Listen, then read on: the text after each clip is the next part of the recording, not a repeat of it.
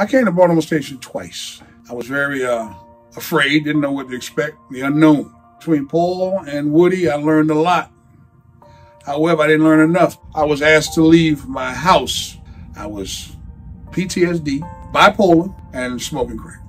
And no one knew why I was behaving the way I was. I didn't understand it.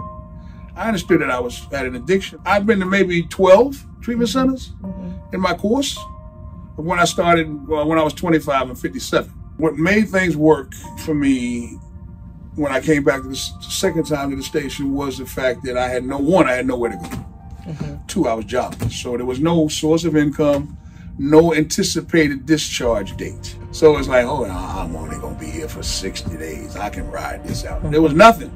The unknown was present. And then once I started the job, I was getting about $1,500 a week. Just so happened my dad transitioned. He was going through the transitional process. So he was no longer healthy. He was in a bed, in ICU, dried up he was just a shell of a man. But this man that I knew growing up my whole life was my hero. I looked to him for everything. But now I couldn't help him. I felt helpless. I felt hopeless. I wondered why God is testing me again. My lady just died. Now 3 months later, my dad's on the verge of dying. So one of those checks I took, and I smoked. The same problem existed. Lo and behold, my father died when I was getting high.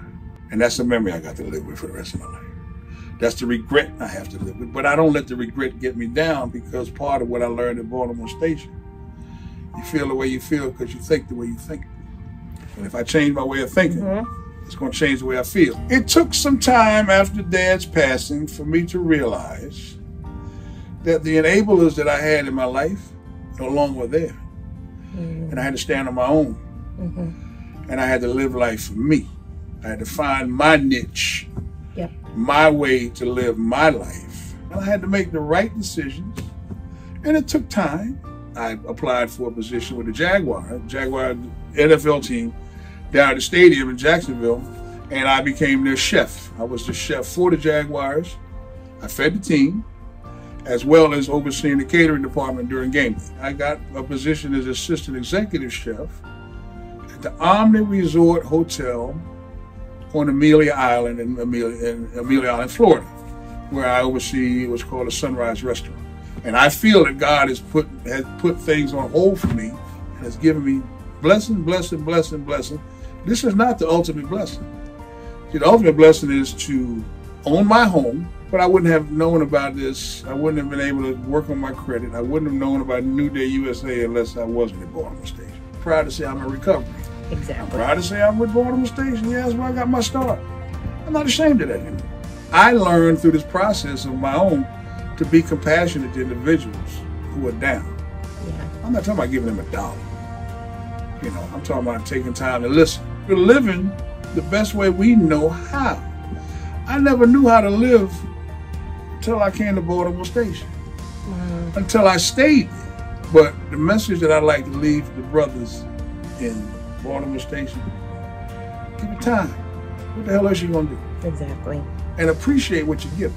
I faced my demons, and every day I deal with them. Because volunteers come in, they can spread the word of positivity of what goes on. Plus, it lets the residents, for myself, let me see that there's better life outside of those walls in Baltimore City. There's better life, not Baltimore City, Baltimore Station. And life is better outside of me using.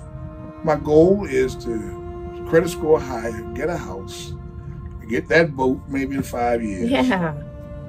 And once my retirement hits, once my Social Security hits, just to live life without this foolishness.